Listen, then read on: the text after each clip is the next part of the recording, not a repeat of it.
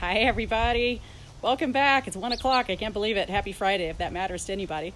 Today at WildCare, we are hanging out with, of course, Melissa, our Ambassador Program Manager, and Grace, our absolutely gorgeous red-tailed hawk. Melissa, tell us about this beautiful bird. Okay, so Grace came to us in 2012. She was found very first year with a injury to her wing, probably hit by a car in Mendocino. Unfortunately, that wing fused and she's no longer able to stretch out her right wing there, so it made her unreleasable. So she can't fly at all? She can't fly at all. She can hop around really well, though. And so she came to WildCare, so that makes her 8 years old. Wow. So red-tailed hawk is probably one of the most common raptors that you see in North America. They can be found, there's actually 4 different species of red-tailed hawks. There's the Harlans, the Criders, the eastern red-tailed hawk, and Grace here is a western red-tailed hawk. It's funny, I had no idea they were different. Are they actively subspecies? Are they significantly different? Yes, they are. Yeah. They're very different. Red-tailed hawks probably have the most varied color morphs. They can be completely white with a red tail or all white, and can be completely dark as well. So what distinguishes a red tail, of course, is that red tail there. So let's take a look at that here. If you're looking in the sky and you can see Hard that to see. red tail, right? Or if you're looking on, maybe they're on a fence post or a pole, you can see that she has these dark stream of feathers on her belly there. We call that a belly band. Oh, yeah. And those are and she is a female, so she is much larger than a male. You were just saying how heavy she is. How much does she weigh? She's about 4 pounds. Wow, that is big. She is probably one of the largest red-tailed hawks that I've worked with. She's absolutely gorgeous. In the wild, red-tailed hawks live maybe 7 to 10 years. Okay. And you said again she's 8? She's 8, yep. And with us, we're hoping to at least 30. Okay. Would be great. So she'll have a long life with us. If you see the feathers there on the belly, you'll notice those are nice down feathers. So it's getting close to time where she's going to lay an egg. So what they do is they rip out the feathers on the belly and they create a brood patch. So they're exposing their belly, right, the skin of their belly, so that when they incubate the eggs, they can keep them warm by putting their skin on top of those eggs. That's so interesting. Yeah. Now, if she lays an egg, it's not going to be a fertilized egg. No, it won't be a fertilized egg. And depending on the raptors, some of the raptors are very protective of their eggs, like our Swainson's hawk. She really does not care. Grace doesn't? Nope. I didn't know she'd laid before. She has done? Yes. Yep, she did last year. She's about 2 or 3 eggs. Of course, that also goes to why she's very vocal this time of year.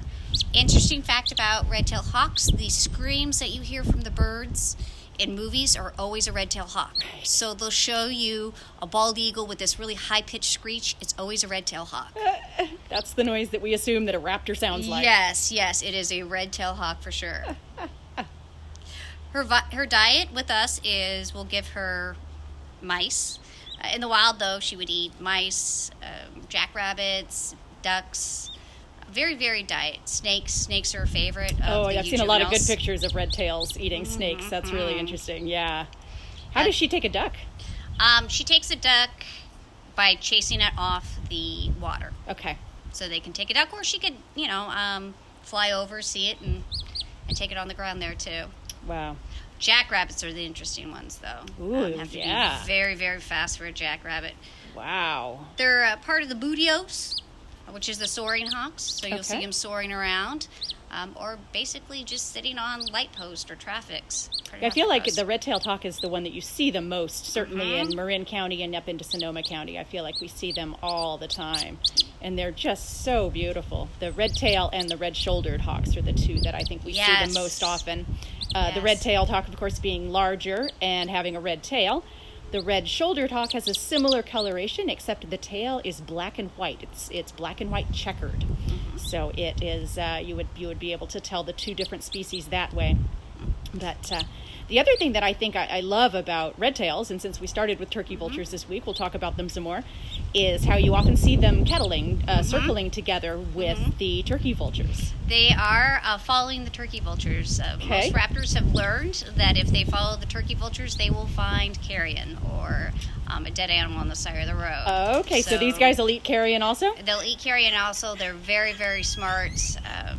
This is absolutely wonderful ambassador here. we're lucky that we're able to take care of her. But yeah, very, very smart. She's very inquisitive here. Even though she has that wing injury, we customize her enclosure to fit her injury here. Nice. Interesting thing that we were talking about with the pond turtle yesterday, and I wanted to mention, is Grace actually shattered her talon here, her left front talon.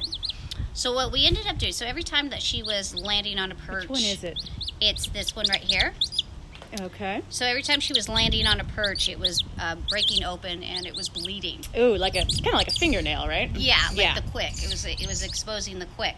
So I went to my raptor rehab book, and I saw that they were using dental acrylic to fix split beaks on raptors. Oh, so okay. I thought, yeah, let's try it.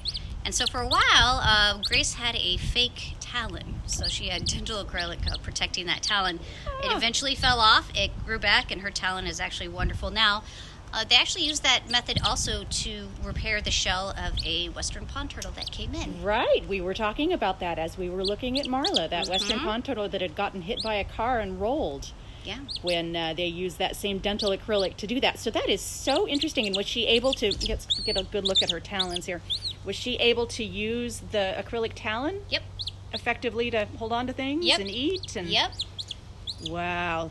Want to talk a little bit about what makes a raptor, Melissa? Sure. So first of all, powerful eyesight. Powerful eyesight. Let's look at those eyes. 8 to 10 times farther than a human. Okay. Beautiful, beautiful brown eyes. Interesting fact, as juveniles, they have really light brown eyes. And so as they get older, they darken so that when we get in a raptor, we can tell if it's what kind of age. Ah, interesting. It has that hooked beak. Yep. Very powerful talons. Yep. 3 in the front, 1 in the back, a little bit different than the owl. What does the owl have again? 2 in the front and 2 in the back. Oh, right, of course. So this talon right here and the one on the back is called the power talons. Okay. Okay. They can lose these secondary toes right here and be fine. Okay. But if they lose one power talon, in 3 to 5 days they'll starve to death because they can't grab onto their food. Mm-hmm. No kidding.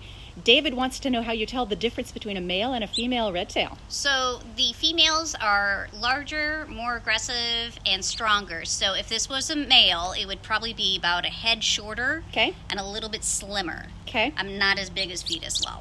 Okay. So if you see 2 of them in a nest and you see one bigger, it is the girl. Interesting. It is the female. And marking-wise, they're the same. Marking-wise, they're the same. In that nest, they can have anywhere from 1 to 5 eggs, but 2 to 3 is more common, and they're very, very good parents. What I think is fascinating when you watch red-tailed hawk cams that different universities have is they bring a variety of food to their chicks. Oh, interesting. Sure. So they're teaching the chicks right off the bat that they can eat a squirrel, they can eat a snake, they can eat a mouse, or maybe even a turtle.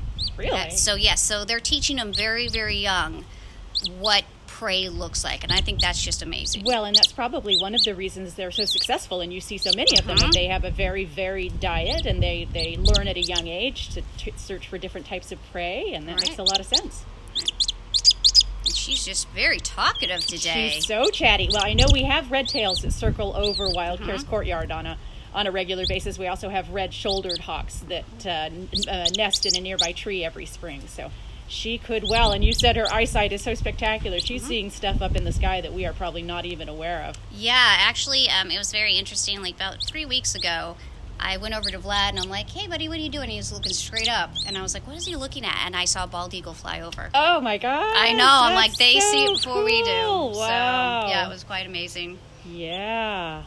But yeah, Grace here is wonderful. She's a great ambassador. Very, very fortunate to work with her. Yeah. She seems pretty calm. Yeah.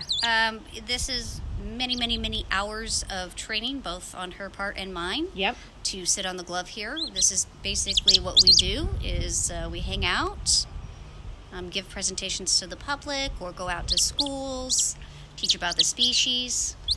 Yep. And she's just absolutely beautiful. She sure is. It's nothing like seeing an animal like this up close to make you really appreciate them. Right, and you see how big in they the are. wild, yeah. You know, I mean, I never knew how big they were until I was like, wow, this is a big bird I'm holding. Yeah, your arm's probably getting tired. We have a question from Julia that they have a lot of Cooper's hawks in her area around Boston. How do they get along with red tails? They don't like each other. They don't like each other. Yeah, any raptor is not friendly with its own species. Okay. So it's competition. Sure. What would be a natural predator for a red-tailed hawk would be another red-tailed hawk, a ferruginous hawk. Okay. Great horned owls are very aggressive. Maybe an eagle. Those larger raptors. And would a red tail take a Cooper's? Yes, absolutely. It would be If just you could another. get him. Yeah. Yes. The thing is, though, with the Cooper's hawks, they're very maneuverable. Yes. So they Falcons or hawk. Yeah. Those yeah, guys are way they can dart be more... in and out really quick. Yep. If it was going to go after a Cooper's hawk, it would have to be pretty hungry to do so. Right. One thing I found amazing about raptors and what I'm always learning is how efficient they are with their energy. Because they don't know that they're going to eat every day. So they have to calculate how much energy is going to take me to run after that bird or run after that rodent. And is it worth it? Yep. Yep. So that would that's be a daily. It's like us deciding if we're actually going to risk leaving the house and going to the grocery store. Yeah, exactly. So they are they're built for that. They're just their instincts just say, yeah, it's not time, or you can see this feather here. You're probably wondering what this feather is doing. She's actually molting. Oh, okay. And so she's getting ready to drop this feather. Birds molt every year, and it's they got to replace their feathers due to damage and growth. Sure. And so this is the time of year when they're molting. So they'll drop a feather, grow a feather in, drop another feather. They don't lose all of their feathers or big chunks of it at once. It's just basically one single feather. That probably makes sense if you're a predator. I know some other species lose all of their feathers sort of at once and grow them all again, grow in together. Right. Yeah, crows do some version of that and end up looking very scruffy for a period of time. And I'm letting her. I'm not going to pull that out because their feathers, very interesting, we can talk about feathers one day, is that they have blood and nerves in the shaft of that feather. And so if I were to pull it and it's not ready, she could bleed. Sort of like losing your baby teeth. Right. To a certain degree. It's supposed to come loose, it's supposed to come out, but if you pull it at the wrong time, it hurts like heck. Yep. Yep, and she'll know. She'll pull it yep. When it's ready to come out. So for now, she's going to go to the bathroom. Oh, she's going to poop for us. There we go. Good bird. Everybody's got to do that. They always do that usually when they're getting ready to fly or maybe bait in this case. Okay. And what that's doing is dropping weight. Sure. So again. An ounce maybe? I don't know. Yeah, I mean, they're very, very efficient at everything that they do. Well, she sure is absolutely beautiful. She's a beautiful cinnamon or sienna color too. Yeah. Let's see if I can get around and show you her back a little bit here. She doesn't like me behind her, so I won't do this too much. Yeah, you can kind of get a look. The camera doesn't like the light behind us, but you can see her red tail there and her beautiful plumage on the back. See some other feathers that look like they might be coming loose. Yeah. Well, Grace, thank you for coming out for us. Melissa, thank you for bringing her out. All of our viewers, thank you for joining us. We are not doing live streams over the weekend, but we will be back on Monday. I'm not sure what we're doing yet, but it's going to be awesome. And I hope everybody has a splendid weekend and stay safe, stay well. Visit us online at discoverwildcare.org, and we will see you on Monday. Bye, guys. Bye.